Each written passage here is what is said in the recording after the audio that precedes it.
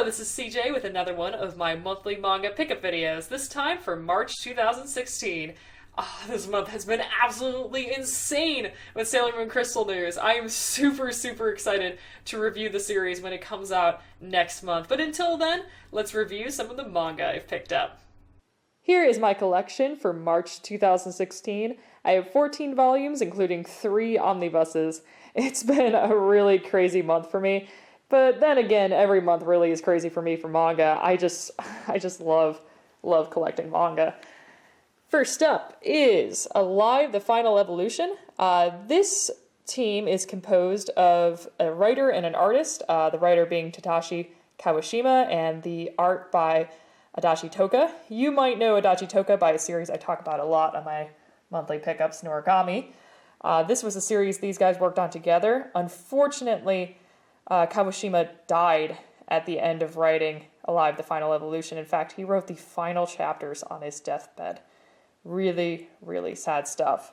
The story definitely reflects the real-life situation of the authors in, as far as like the mood of the story is concerned. This is a very dark tale, even darker than some of the stuff that happens in Noragami. And if you've read Noragami, it gets pretty dark. This goes a ton darker. Definitely a caution on this one for young readers. It starts off with a mass suicide, like a mass worldwide suicide. So that's the kind of stuff this series touches on. But I mean, seriously, this series is absolutely incredible. This series, when I was younger, I was a teen, I read scanlations because I was not aware of any physical publications. And this series made me scared of bubbles, of all things. I don't know how you could possibly say to an artist, like the writer say to this artist, I want you to make a character who uses bubbles to kill people and make it scary. I mean, oh my gosh, that's such an enormous task, but this team really pulled it off. It was really cool.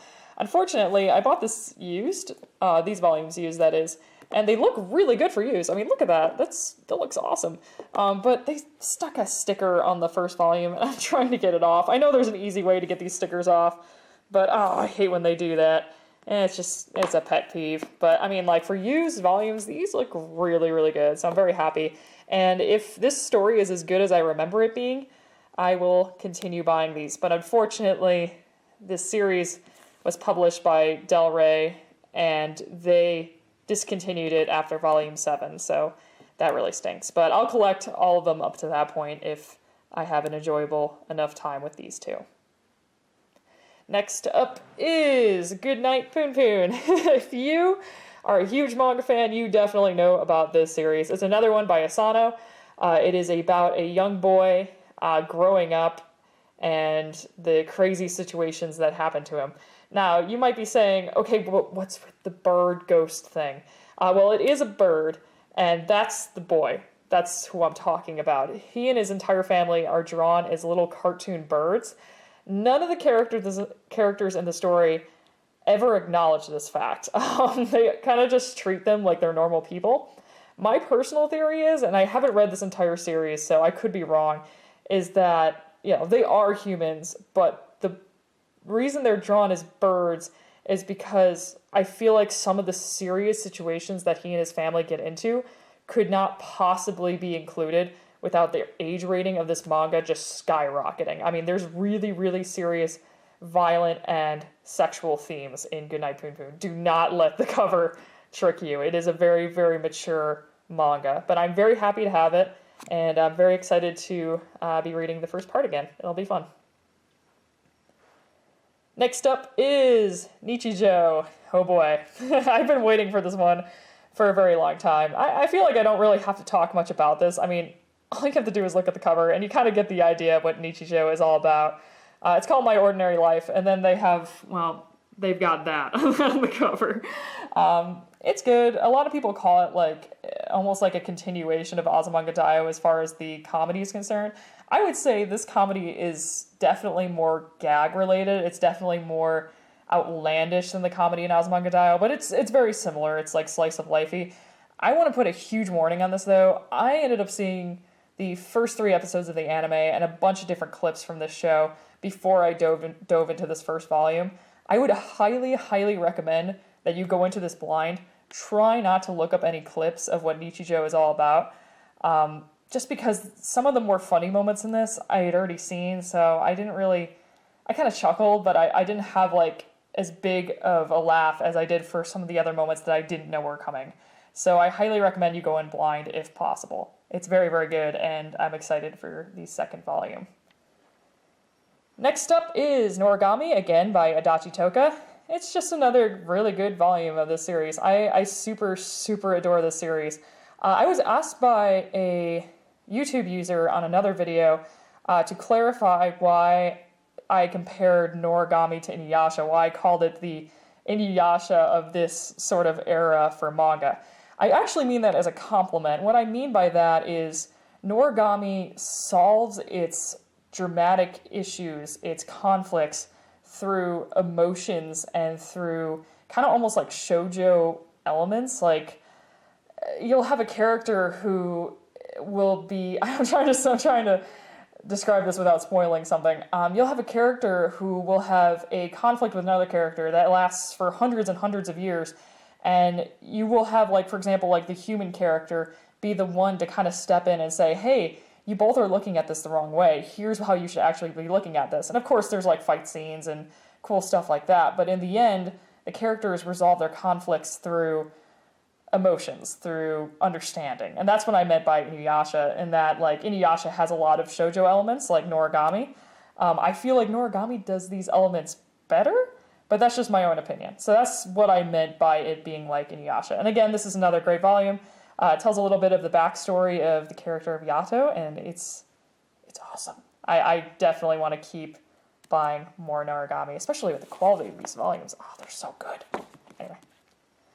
So, next up is Orange, the first volume of 2. Actually, there's only going to be 2 of these. And this omnibus is huge! I mean, look at this.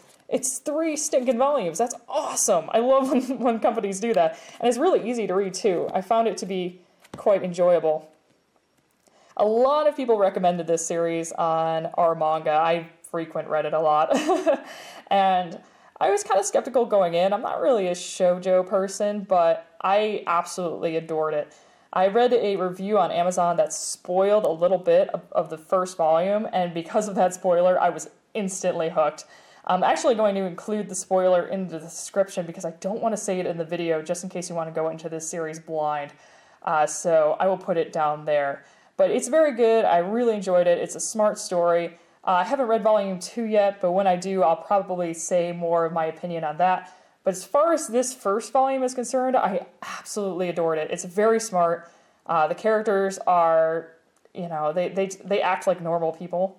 The subject matter is very serious, and it's handled, at least from what I can tell so far, pretty respectfully. I would highly recommend Orange if you're a fan of shoujo. And if you're not, maybe give it a try. Maybe this is a nice entry into shoujo. Who knows?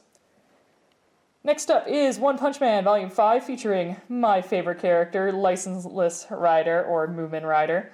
I actually bought this last month, but I was double-checking some of my pickup videos, and I noticed I didn't include it, so here it is. Yay! I was so disappointed when I forgot. Oh well. But you can actually see on the back, this is definitely my favorite art of One Punch Man yet. That is just too funny. It's really, really good. Murata's art is really, really good. If you don't know, One Punch Man is a redone manga. It's a redone version of a webcomic that is made into a manga. And, I mean, just the art is so good. I mean, look at that cover. It's, like, easily the best cover here. I mean, that's just, the detail is incredible. So yeah, it's One Punch Man. It's good. Pick it up. You know what to do. Next up is Princess Jellyfish, Volume 1. I actually don't know how many volumes of Princess Jellyfish there are. I should look that up. This is another really good gateway shoujo. It's how do I put this? I'm trying to describe Princess Jellyfish without turning people away who don't like shoujo. It's about a girl, an otaku girl, who she absolutely goes geek, like super geeky for jellyfish, and she lives in a boarding house with, I believe it's 5 other women, including one manga artist who conceals herself for the entire story. And they are all otaku in various ways. One likes history, one likes kimonos, I think one likes trains and the other is really into old men. It's really super weird. And she ends up bumping into a very, very pretty girl who has her own quirks about her. And it's just, oh my gosh, it's an amazing story. The thing I like most about Princess Jellyfish is it doesn't shame otakus. Like, it doesn't shame nerds. Like, the girls in the story are definitely nerds. And there's never a point where characters go up to this main character and say to her, hey, your obsession with jellyfish is super weird, and you know what? We're going to transform you into a girl who doesn't need to rely on this stupid obsession anymore. Like, there's never a point in the story where characters do that. Rather, her obsession is celebrated. There's points where other characters will notice how just absolutely fascinated she is with different jellyfish, and, like, you know, for example, she'll look up at the sky and go, wow, that moon looks like a particular jellyfish.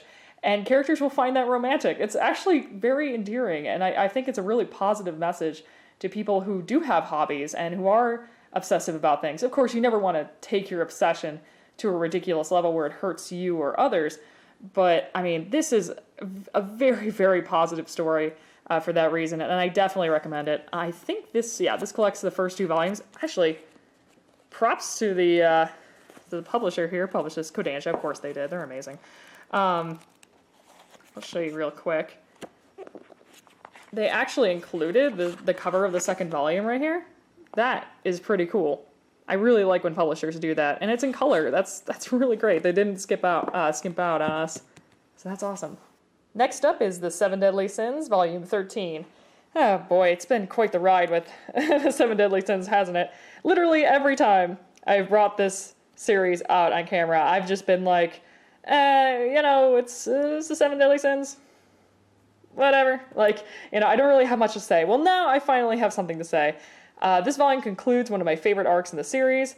It has some pretty powerful moments in it, and has a really, really good conclusion chapter, and I think for that reason, I think I'm going to call quits on the 7 Deadly Sins.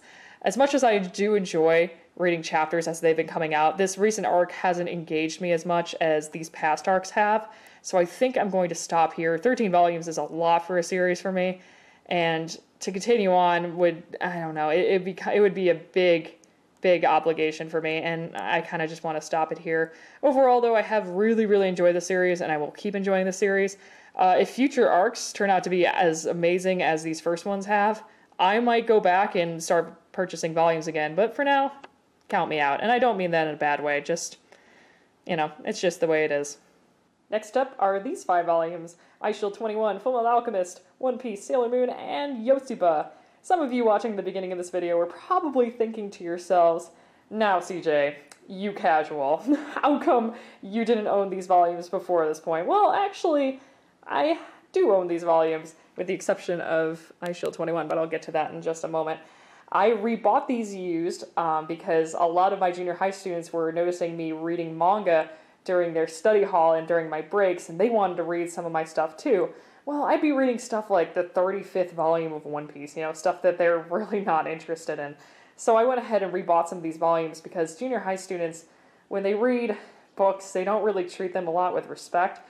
They will throw them, they'll just smack them down on their desks, they'll bend them. So I was like, you know what, I don't want my collection being handled by my students, so I just went ahead and rebought them all for really, really cheap. If you don't know much about junior high boys, they're really, really, really hard to keep in their seats, especially when it's like Friday and they don't have homework and they don't have anything to do. So I went ahead, I bought all of these, plus some more from, you'll see, you can look in my previous month's video to see the rest of those. And yeah, it's good. I've had some really good responses from some of my students. In fact, all the girls basically have heard of Sailor Moon, but they've never read it before. And actually, in particular, I got this volume because a lot of the girls were complaining, especially about like Yotsuba, I'd give them Yotsuba, that they didn't know how to read left from right. So Sailor Moon was like a really easy entry for a lot of my girl students. And I've had 2 students go absolutely crazy for the first volume of Yotsuba. They love Yotsuba, which is really, really great. I absolutely love that they love that series because it's so good. And then I got Eyeshield 21 for some of my football students. Some boys will literally not read anything but sports. They do not want to read anything. They're like, you know what? Sports. They'll like check out books about baseball, about football, about basketball. So I was like, you know what? iShield 21 is like a really, really good shonen manga. Not even just a good sports manga. It's just a good manga. So I went ahead and bought the first volume of iShield 21, although it's super, super damaged. Look at that. I'm definitely going to have to tape that up because, oh, my boys will just absolutely destroy this. If you haven't read iShield 21, though, I'd highly recommend it. I might actually just reread this first volume myself. Maybe get one of my own. Yeah, that'd be cool. Thank you so much for watching my video. I really appreciate it. If you haven't liked and subscribed already, please do so. It would definitely help me out. And as far as the month of April is concerned, I'm not really looking forward to too much manga. So if you have any series that you would be interested in me looking into or purchasing, please put those in the comments below. I would really, really like to look into what you guys are reading and what you guys are interested in. And until next time, this is CJ, signing off.